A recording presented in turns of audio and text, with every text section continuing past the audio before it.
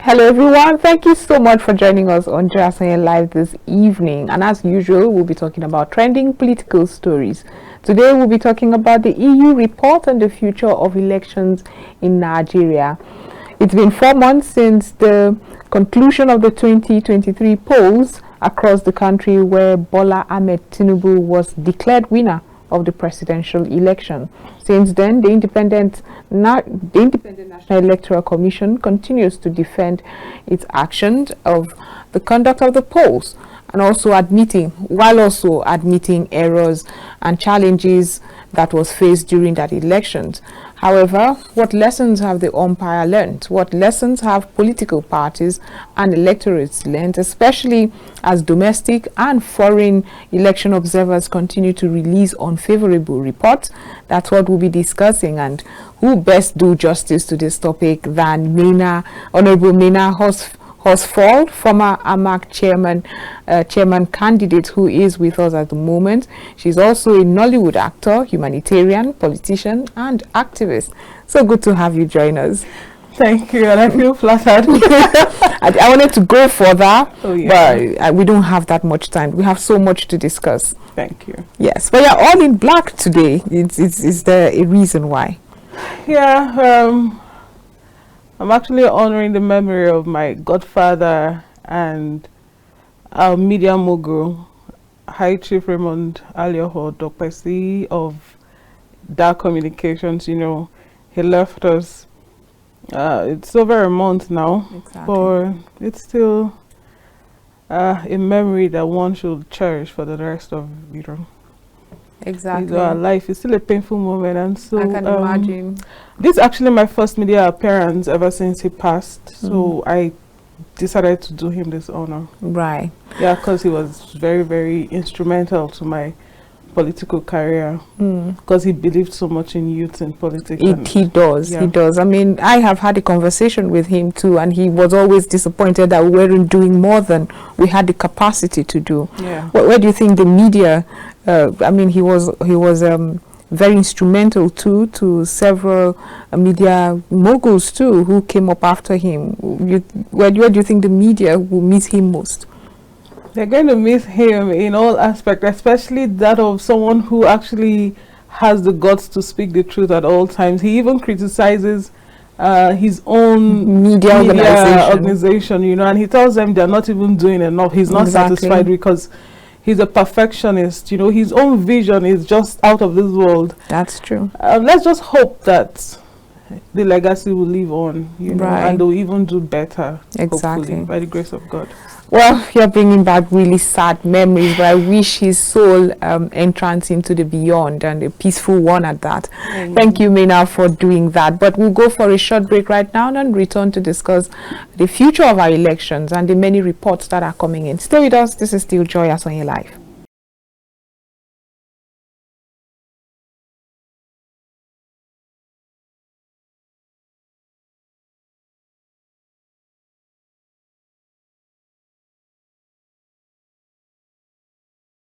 Welcome back from that short break. Like I said earlier, we have Honorable Mina Horsfall in the studio, former AMAC chairman candidate. Again, I must thank you for being part of the program, but let's go through these elections, and we would be doing some sort of appraisal and in retrospect what should have been done better.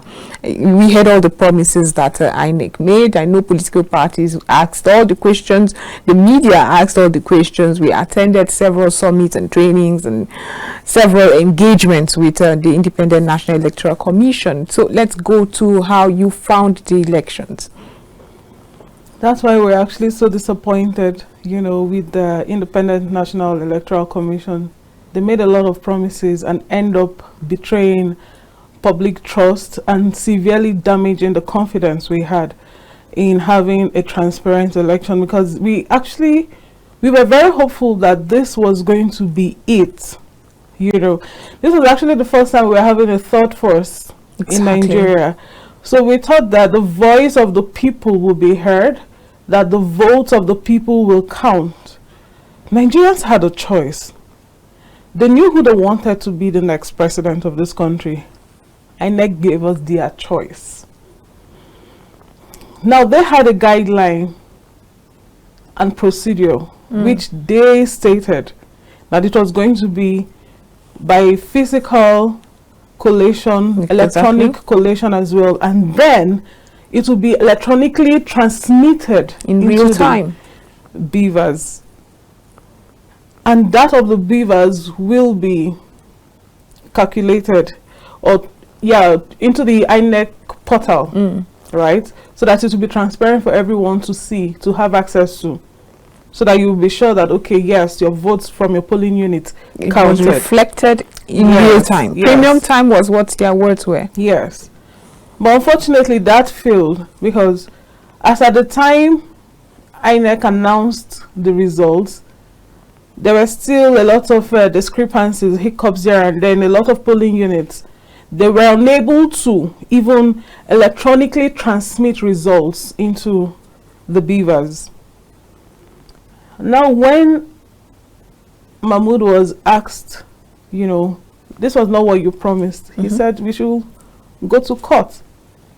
He actually made us look stupid, because everyone put in so much into this election, hoping it was going to be free and fair.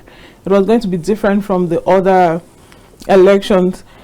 First of all, for every candidate, even before you aspire to be a candidate of an election for any political position, there are laid down rules which has to do with your age, health, educational qualification, and everything else, of which even your character is being scrutinized. One, they have to be sure that you're eligible to run that office. Exactly. So it's supposed to have a lot of vetting. Yes, yes, yes. Unfortunately, we didn't see that, because it was a situation of just who had more power, who had more muscle to win. That's what this was all about. In a lot of polling units, the polling unit agents were unable to transmit results. As at 27th of February, a lot of polling units still did not even undergo the election. Elections were not even carried out in a lot of polling units. And in some states as well, there were a lot of issues, a lot of violence and all of that affected the election, and also made some people not even participate in the election. Now, all of this were supposed to have been sorted out before announcing or declaring a winner, but that wasn't done. It wasn't even up to 30% of the collated results that INEC used to declare a winner, because a lot of polling units, even from the ones that had been collated, were blurred. So they couldn't have even collated collected. In this case, collected. So ordinarily, those ones should have been cancelled, so you can have another election in those polling units where they had issues. I mean, what is it going to take you to just hold on and then get things done the right way if you had nothing to hide, or if you weren't playing hanky-panky? Do you think INEC was pressured to make an announcement? Because you just alluded that it went about 30% before they announced the winner. Yeah. Well, I actually don't like to speak about things that I don't know and can't defend. But what I will say is that they seemed pressured. Because, I mean, I don't understand how you tell the people of Nigerians that collation has been halted and will take resume at 5 a.m. and at 4 a.m. when everyone is relaxed, sleeping, hoping that the needful will be done, you go and announce the results. How do you explain that? So it was clear that something wasn't right. But again, INEC had the power to make sure, because they had not just the power, they had everything they needed. The resources, everything they asked for was given. They made a budget for the beavers and assured Nigerians that we were going to get it right this time with the beavers, with the use of beavers. Beavers, right. Well, then this happened to be even the worst election in the history of Nigeria. That's not according to INEC, because during their review that they had recently, they said their words exactly. Our records show that the success rate of for Beaver's accreditation stands at 98% compared to the smart card reader as 29.2% during the 2011 general election. So when you hear this, during that review, I saw INEC give themselves a pat at the back. So when you hear them say this, and having observed the elections yourself, how does it make you feel? Even more embarrassed to be a Nigerian and to be a politician, actually, because it means all hope is lost. We are clamoring for democracy, trying to strengthen democracy in Nigeria, trying to give everyone the voice to speak, trying to do things right. And in 2023, we're still at this point. So it means, I mean, this is just murder. We're talking of democracy. 98% success. Come on, that's madness. Let's be honest. Joy, you were here. I'm sure you voted here in Abuja. Yes, I did. So what happened in your polling unit? Okay, I am not going to share that. I would rather be the journalist and try to be as objective as possible. Yeah, because I have my very long story, which I am too long to discuss, really. So everybody had different experience, different stories to tell. But in all, I bet you they could align in some way to the fact that it wasn't free and fair. Some states were even asking how did they come about these figures, because they didn't even have that much turnout. There were videos circulating. There were pictures. Okay, let's talk about the violence as well. What happened? You know, I keep asking, if in 2023 we're doing this, what's going to happen in the next election? It means anybody can just come out and be the next president of Nigeria. Maybe we will get eventually to the 100% if we were able to get as much as 98% success. I don't like that you made me laugh. No, because it's actually funny. I'm done getting mad. I'm just trying to understand. Let's hope that the tribunal will do the right thing, that the judges will do the right thing. I still want to have faith in the Nigerian judiciary system. Right. But let's go back to the build-up of the elections. For once in a very long time, we saw Nigerians really trust the system enough to go get their PVCs. Yes. We saw Nigerians in the worst temperatures waiting to vote. I saw videos that made me cry out of patriotism for the nation when people were in the rain. Women were queued up in the rain. Some were in a lot of people traveled into the country for that election. For elections. Now, do you think moving forward we would have that trust? No. You do not think that Nigerians would once again trust INEC to deliver? No, unfortunately. And is there anything that can overturn this, your opinion? That's if only, first of all, the current chairman of INEC shouldn't be, up until this point. Okay, have you ever heard him come and address the situation? He did a review, one that he appraised himself, and after that, has it come out again? Even when he was supposed to appear in court, he didn't. He has not really come out to explain to us what actually went wrong. So you keep defending yourself behind closed doors. How does that make you feel as a leader, someone who is at the ends of affairs of the electorate, in terms of, you know, this election was in his hands? And we were so sure he was going to do the right thing, because he had a lot of summit, and we did attend the summits. We politicians, we did. Especially when we had the local government elections. Exactly. Yeah, we were there. He made a lot of promises. He spoke nicely. Even when he went to Chatham House. Yeah, Chatham House. He spoke really well. And we were so sure that we were going to get it right. This one, we were like, wow. I sat down, I listened to him, and I was like, this is I had full trust in him. I had faith. I was so happy. So you can imagine the enthusiasm in us that we all went out, you know, with so much joy to exercise our civil right, to campaign for our favorite candidate, with the hope that yes, this time Nigeria is going to get it right. And it turned out to even be the worst ever. INEC betrayed public trust. and severely damaged our confidence. Unfortunately, that's what happened. Okay, now let's talk about the many that I was still going to talk about the 25% FCT. Okay, I think we'll talk about it without getting too much into it, because it's in court at the moment. But that concept, no, but we can actually still express our feelings on that, because it was still the Electoral Act that said right, you must have 25% in the FCT as well to be declared winner of the election. And then what happened? But there are questions as well. Would you expect a candidate who probably doesn't have an overall a number in terms of majority of votes, but not having the FCT be a case? And there are questions as to what if I do not get other 25 and then I get the FCT? There's been those questions. Yeah, that's as well. why there should actually be a rerun between the two candidates. Who do you do? Of course, the PDP and the APC. Right. Because you know, the Labour Party as well believe that they won the election. Yeah, they should prove that in court.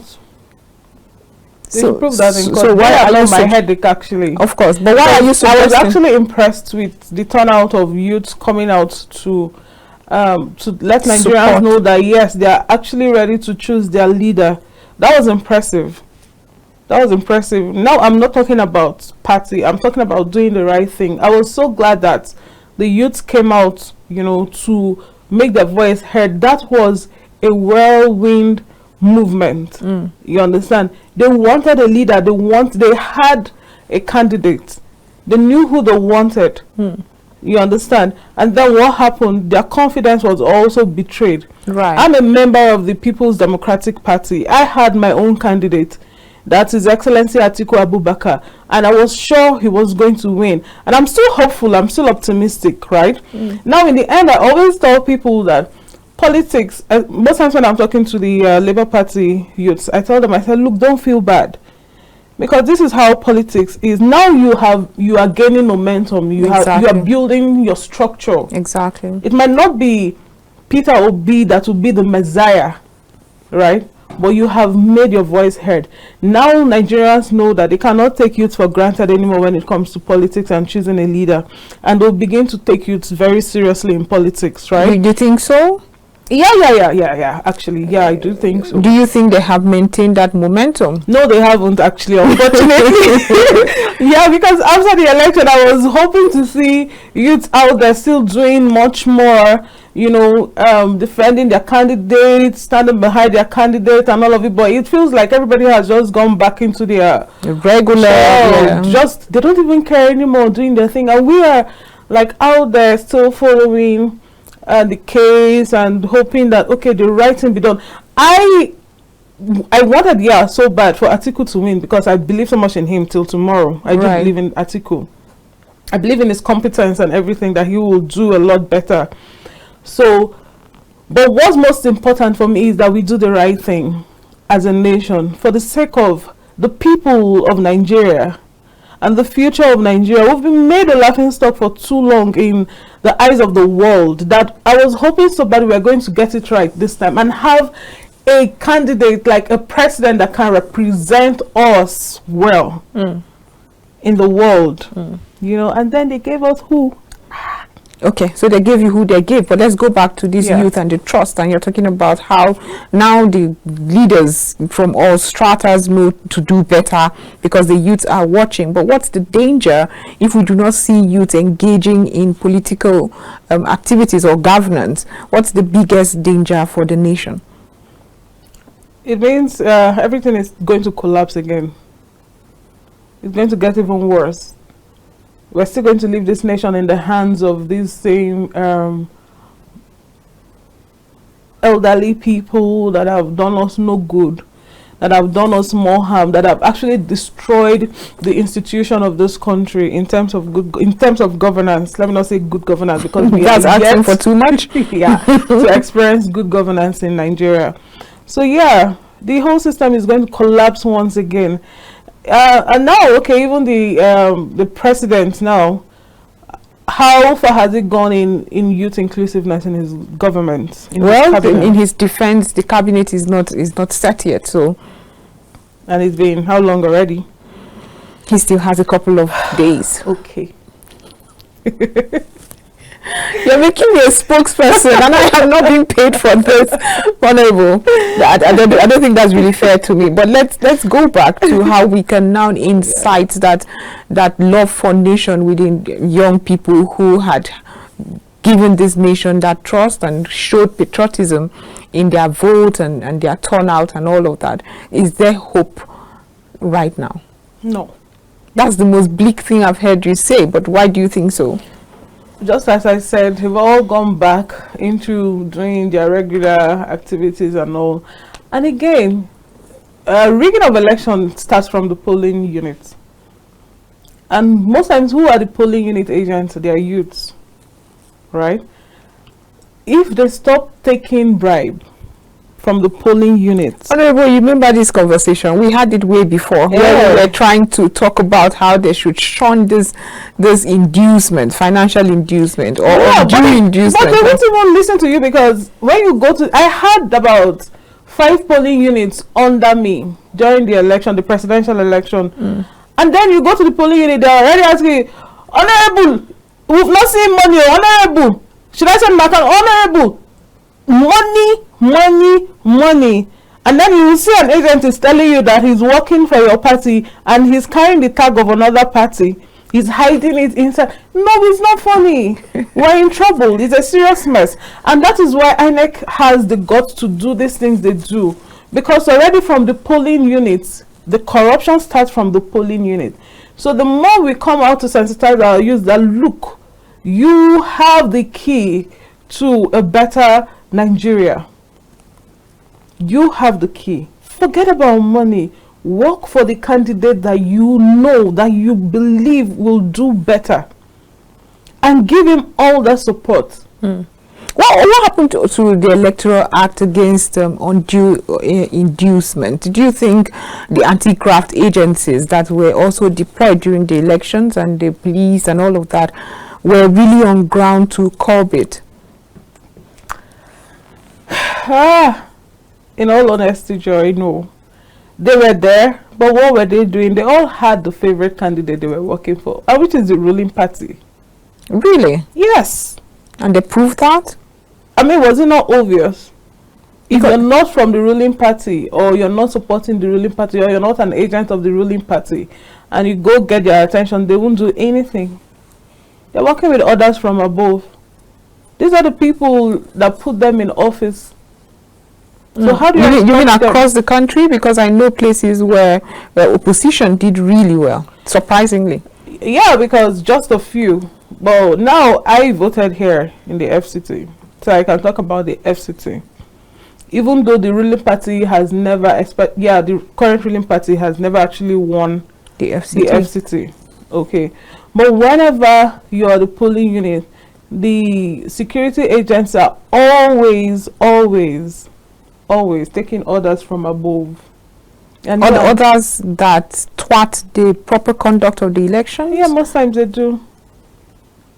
Unfortunately. And it's sad, really. That's sad if that's indeed what goes on there. That's sad, really. You know, they are supposed to be there to protect lives and not get involved with collation of results. And that is why, I don't know if you remember, during the AMAC elections, we had such issues where it was the security agents that were tendering evidence to the courts. Exactly. And I spoke against that during my media rounds on that issue. Like, I don't understand how it is within their instead of getting this mandate from the political parties, from security agents. Like, how did they get so involved? How did they get involved with electoral proceeding? So, believe it or not, we've gone half hour into the show, and we'll go for a short break right now. We're still discussing the elections that happened and how we can sanitize future elections. This is still Joy Asonye Live. We'll be right back shortly.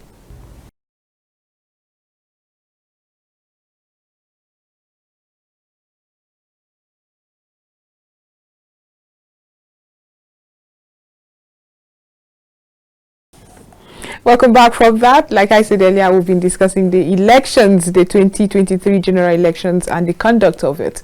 Now, foreign and local observers have continued to pour in their reports that some might find not very favorable, but I'll be asking my guest right now, where should we go from this, having seen this report? How are the international community looking at us or perceiving the Nigerian system, especially after the trust that was put on the umpire?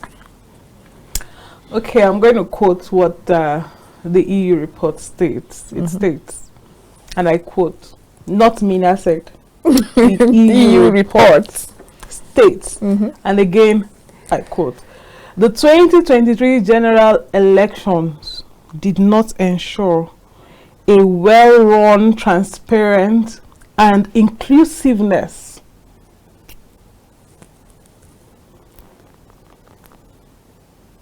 of a democratic process of collating a result and declaring a winner. Thereby, what they're saying is that INEC betrayed the trust of Nigerians. Right. I'm being very serious. You make a good teacher, really, the way you just said it, so that everybody who's listening absorbs every word of it. Yeah. That was a good way to read. Yeah. Now, what do we do with this report? It's all fun and games. I mean, the report is there. Everybody can see it. They are displeased with the way it went, especially seeing how the promises prior to the elections. What do we do with it? Some have said that it is jaundiced. Their words exactly. That's what came from the presidency. If we don't take their words seriously, it means we're going to remain jokers in the political system in the world. Nigeria, with all its might, in terms of population, we're over 200 million people. We're one of the oil-rich countries in the world. Right. But we can't get it right. Our economic system is polluted. Not even the educational system. You won't even call one Nigerian university that is at the top. There's a lot of brain drain because we have a lot of our professionals leaving the country to seek what? Greener pastures overseas. Our people, the best of us overseas, are being overused by the country where they reside. They pay a lot of money. You know how much you pay on taxes over there. And again, when you're a black man doing well, all eyes on you. You rise to a top, to a point where they even, unfortunately, set you up to fall. I'm on live, and I'm telling you what happens most times to our people when they travel and try to thrive. Yes. So that has made a lot of us, when you're overseas, you have to be very cautious of even the air you breathe. You're scared. You just don't want to do anything that will have them come on you. Whereas here, you can actually live freely. Even foreigners live freely in our country, and they are happy to be here. Some of them don't even want to go back because they enjoy the freedom life, here. the freedom here. And the pressures here are not as much, of course. If not for bad governance,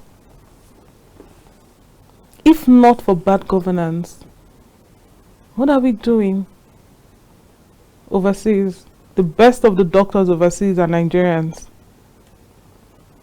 Even in the entertainment industry, you see a lot of black Nigerians that have lived overseas for a long time doing well. They don't even want to come home. They don't even want to be associated with the fact that they're Nigerians. That's how bad it is. The money that one political leader has is enough to pay the debt of this country. What are we doing in borrowing funds every year? Yet you spend billions on beavers that did not even prove its worth. Beavers did not even prove half of its worth. Is that not fraud? How much does a political leader take home? Those in the Senate, at the presidential level, and the rest of it. It's madness. Now there's 8K palliatives. Tell me what a family with a house with 4-5 kids will do with 8,000 naira. If that is not a slap to you and I. And then I ask, when I see youths, the ones that are in politics now, I ask them sometimes, I said, do you really want to change the narrative, or you're also in politics because of fame, power, and money? And some of them will tell you that, Mina, you see this, your morals is not going to work. Good girl don't pay in politics. You have to have the guts. I say, have the guts to do what? That's why I can tell you, unfortunately, up until now, we still have a lot of work to do. Look at the EU report concerning the 2023 general elections. It's even more embarrassing. But most times I ask, okay, if they can actually give their reviews, they come here, they spend a lot of money to come here, right, to observe, and then they just give their report. And then what next? What would you expect them to do so that it's not meddling? Because Nigeria seems to be very good with receiving funds as support, but when we get reports and criticism, it's meddling. We're a sovereign state. Yeah, they should stop giving them funds. Really? Mm-hmm. Isn't that too much of a stick approach? No, what do you want me to say? Because maybe it should get to that point where they have to take drastic measures on Nigerian political leaders. I hope I'm not going to get myself in trouble. But yeah, because I'm a politician, so I don't come out and then they now tell me, hey, we're not going to support you, you don't want us to make money, you don't want us to... And come on, if we keep doing that, what is going to be of this country for... Let's even forget about talking about our future unborn babies. Let's talk about now. I keep asking people, are you happy? The cost of living is rising by the day. Exactly. Nothing is changing. Nothing is changing. The rich keeps getting richer, the poor keeps getting poorer. And then there's no halfway for the middle ground sort of. Yeah, you know. So then I ask myself, is there even any hope for the poor man? There are still poor people, even in the FCT. Yeah. And you have the ministers, the senator, and majority of them, you can't even reach them to even ask for water to drink. Constituency projects. Aha. That is where the stealing comes from now. When you allocate 4 to 5 billion naira for a project, and then by the percentage you're going to give to the, you know, yes, the loan, whatever that means. the percentage you're going to give a loan, then what will be left for you to carry out a good quality project? Because everybody will take. The office of the citizen demand accountability for this? Who is going to answer you? We're not going to give up. We're going to keep trying till we get it right. Have we started trying? Yes, we are actually trying. We have started. What are those indicators? I really want to know, and I want to give these people, amplify the voices of those who have started in holding government accountable. Trust me, you don't need to start calling right now, but let's just be observant and just keep being optimistic. Yeah, we can only keep trying. We can only keep trying until the people now are out of government. It's still going to be a long way to freedom and democracy, because Of course, this is not a democratic government. I'm sorry. Well, that's your opinion, but Yes. let's talk about some of the recommendations that were given by the EU. Do you think Nigeria is set to accept or start working towards achieving such recommendations moving forward?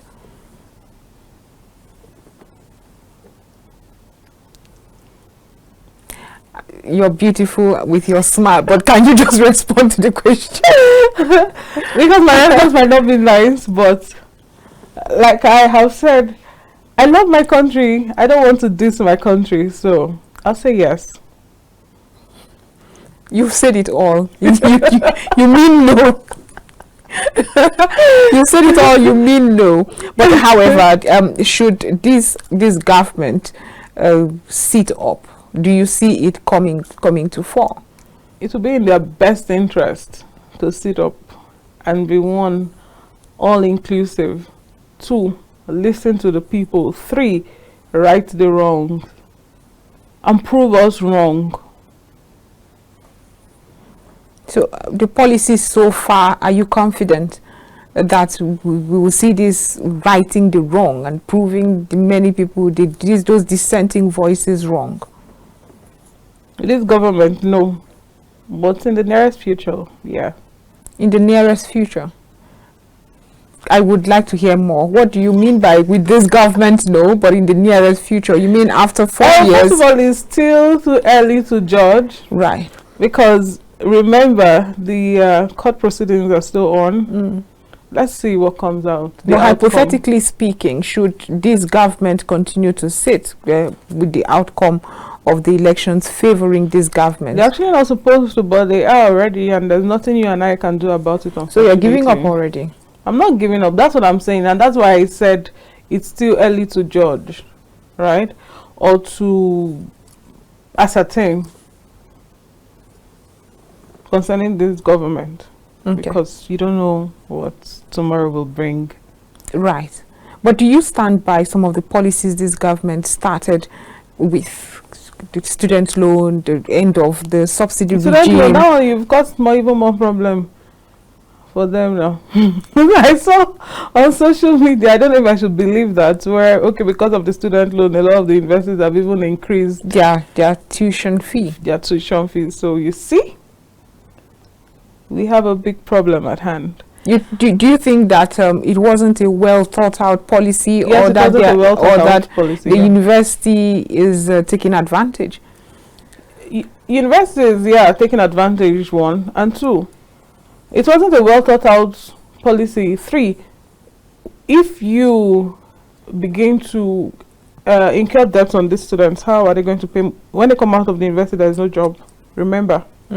No, part of the policy is that they're going to create jobs, and then millions of Nigerians. Yeah, you and I have been hearing that for how long now? I chose to be optimistic. When I was very skinny, I was still doing pageantry. I've been hearing that. Now, I'm 38 years old and I'm all round. I'm now a full-blown woman. Nigeria must be doing something right for getting you all round. You're no longer skinny. You must be eating well. No, it's good. That's nothing to do with Nigerian government. Nigerian government must be trying. Okay, no. But the end of subsidy regime, your subsidy removal, yeah, we will suffer for a while, but in the end, it's going to be good. Unfortunately, like I spend a lot of money every day because I still use the Bolt and Uber. So, like coming here from, we'll say, to this place, I spent 3,000 naira. It would have been way less, yeah. Even more going back. So, for every move I make, and for somebody like me who's always out on the move, being a politician and all, basically, I spend almost 12,000 naira every day. You shouldn't complain. Why?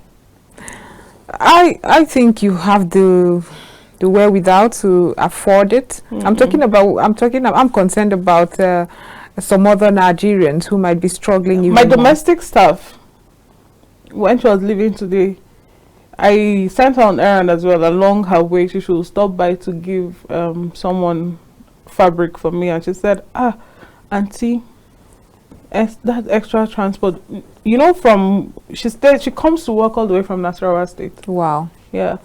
So she said now she spends 8,000 naira. And how much is the salary? How much am I paying her? So most times I have to give her transport at least. Transport, right. Then I told her, I said, this is not part of the deal, but I don't have a choice because I'm human, but sometimes I don't. And most times when I'm not able to give her, I feel bad. There are times when she even calls me that she's not able to come to work today because she can't afford it. Yeah. And I don't get mad at her. I say, okay, just say when I have money, I'll send to you, or make sure you find a way to come the next day and I'll sort you out. That's what happens. In fact, she brought a bucket of chin-chin for me today. Auntie, it's 3-5. I said, keep it. I don't eat it. Right. Do you understand? So it's very tough. It's hitting hard on not just the common man out there, but for everyone. It's hitting. How much you buy fuel? You are mobile. It's a lot. I know a lot of people that have even dropped their cars now. They're using Bolt. Actually, they tell you it's even cheaper. Yeah.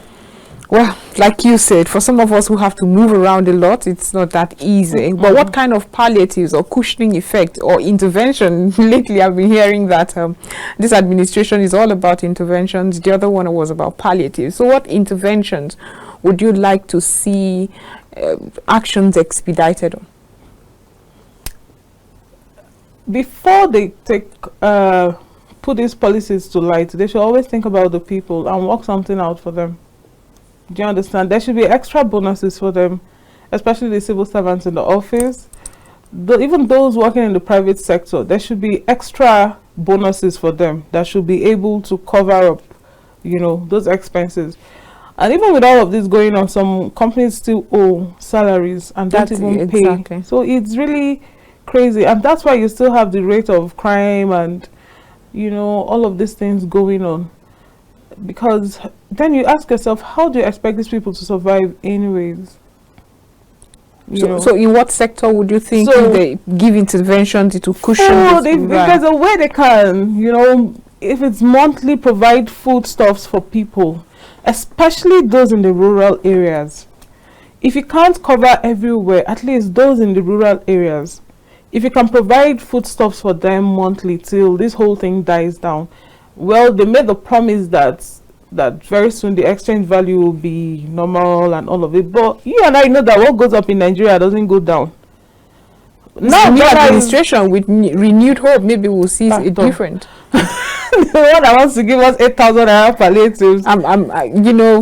You're an activist, and I was really hoping to see activists do more, in ensuring we don't see these cash palliatives. I thought we had said goodbye to this trend with the past administration. It's unfortunate that we're still talking about cash palliatives. It does not work. It's not going to work, at least not just yet. There are in my opinion, I've always said that there are other sustainable infrastructures that should be on ground. But why are we not hearing more from opposition parties whose job it is to keep the government in power on their feet? Why are we not hearing more from the civil society organizations? I said something about that once and someone attacked me. I'm not going to mention his name. I'll do him that honor, even though he boldly mentioned my name. Do you understand? Telling me that was exactly what he said, that it's because I have not been following up. I don't know what they are doing. Come on now. We're not kids in this thing. We're not kids in this thing. What do you mean by following up? I want to follow up. Yeah, thank you. Do you understand that? Because I'm not following up with what they are doing. So I can understand everybody is trying to protect their own organization and all of it, but you can't keep covering up for the yes, wrong. I think I know the person exactly. Do you understand? Yes. You can't keep covering up when you're not doing the right thing. I can understand that you do not have all the capacity and resources to do what you're supposed to do. Admit it. Yeah. Admit it and then seek support. Don't claim to be doing the right thing when you're not. You're only talking. It's just plenty talks. I agree with you. Too many, and that person does a lot of talking. Oh God, Joy. I agree with you. Like Come on. I was actually on the platform where your name was mentioned for that. And that was disrespectful. It was. Go on and say your point without, but it's my big brother. I'm never going to be disrespectful to anyone in this line of business, because I mean, you never can tell when the person will come in. But basically, respect is key. Right. Anyways, right. You know, for everybody's peace of mind and sanity. You know, but I will always speak the truth. That's what I know. So you think civil society organizations need they support still have themselves? A lot of work to do. I know they are trying to. Considering what they've got. Yes, right. They are trying, but it can be better. They can do more. And then we have some popping up just to make fame and money, just to be in front of the cameras and all of that. Forgetting that, look, this is not a joke. It's serious business. We're talking about lives of the people. So if you want to be in this struggle, be in it for real. And not be in it for paparazzi.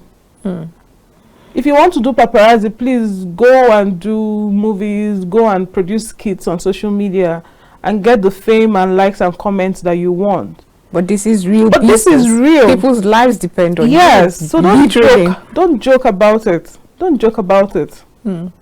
We saw a lot of civil society organizations, especially KOA in the past administration. It was almost as if there was targeted attacks on them, not to speak as much. There were even arrests, really.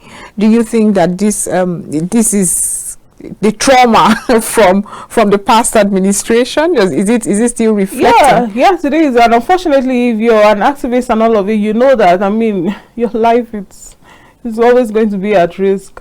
The same as journalists as well. You know what happened to Arise reporters during exactly. They were attacked. You know, so these things will always happen. You know, but just be true to yourself. If you want to do it, do it. If you can't handle it, it's okay. We will understand. That's why I like to be diplomatic in everything I do. Now, I am not. It's not my party that won. I'm of the opposition right now. And in fact, I was actually telling someone close to my principal, I said, look, we have to speak. Exactly. But everyone said, let us finish with the court case. And I said, no, this is the time to even speak louder, more, so that people will understand that you understand what is going on. That's leadership. That's what opposition is about. Yeah, it's not just about winning an election. And that's not go on for 4 years. Yes, that's not what makes you a leader, because you won an election. No, a leader is you having the quality to and the power to fight for people, to protect the people, to speak up for people. You know, to feel the pain of the people as well. If they are pained, you're pained. If they're happy, you're happy. That's what it's about. And not that the people are in pain and you're happy. That's not how it should be. Maybe because it doesn't pinch as much for you. But what is going on with the Nigerian opposition party? It's like they have forgotten where they really stand when it comes to indeed holding government accountable. Indeed going back, you know, it's the opposition the people often are supposed to depend on to say, you promised this, you're not doing it. This policy you're trying to enact cannot work with the peculiarities of our people and all of that. What often happens, it seems like you just go back and wait for 4 years and then we hear you. And unfortunately, they won't even empower the youths to do this talking, to do what they're supposed to do. You know, even as a political stalwarts, even at the local level, there's a limit to what you can say about your party, because there are people, designated people for that. You have the spokespersons for, you know, political who we do not parties. See until elections are... Yeah, because, you know, what I'm saying. What is it you're saying? I do not know. For those who are watching us right now, I'm sure they think there is an unspoken conversation. No, Mina is on her own here. But are there funds for it really? Do they understand the need to fund this, maybe media engagement? They don't understand that media engagement is actually an expensive venture as well. So maybe that's what is slowing down the process. But even at that, I've had instances where some policies, I want to hear the reactions of opposition, and they're not available to speak. Are they open for this government that had promised the government of unity, the olive branch being extended? Are we seeing opposition positioning themselves to be recipients or beneficiaries of some of these maybe appointments that may come?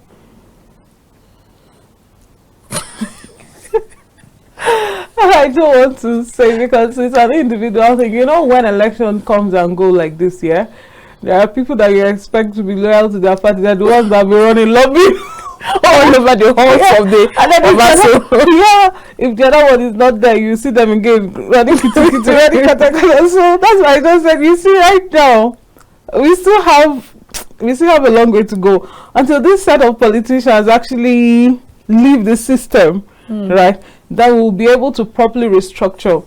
The only thing I can actually advise you is to study how the structure of the party is being run, right? So you don't destroy it, rather work on it, you know, rebuild it and make it even better, right? Because whether we like it or not, we still need the guidance of these older people. Of course. It's for you to now say, okay, you don't want to do it this way, you prefer to do it the right way.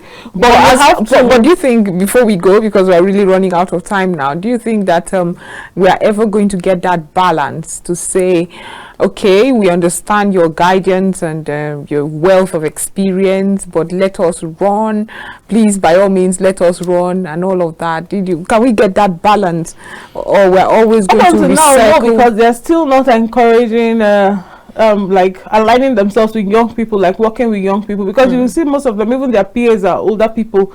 You know, it's always the ones they've known right from Imo River, the ones that you know, it's always the case. So you don't see them with new people, with young people, with youths, like, you know, working with them, fixing them in places where their voices can be heard as well, or at least delegate responsibilities as well. Exactly. You know, that's the only way you can rise. Honorable Mina Horsfall, thank you so much for being part of the program.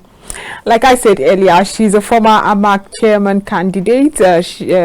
She's also a Nollywood actor, humanitarian, politician, activist, and so much more. Thank you again for being part of Joy Asonye Live today. I had a good time. I didn't know I could laugh so loud on the show. I tried to be as serious as I can be, but here you are, and there I go. So this is it for Joy Asonye Live this evening, but be rest assured we'll be back tomorrow with so much more. Do have a wonderful evening.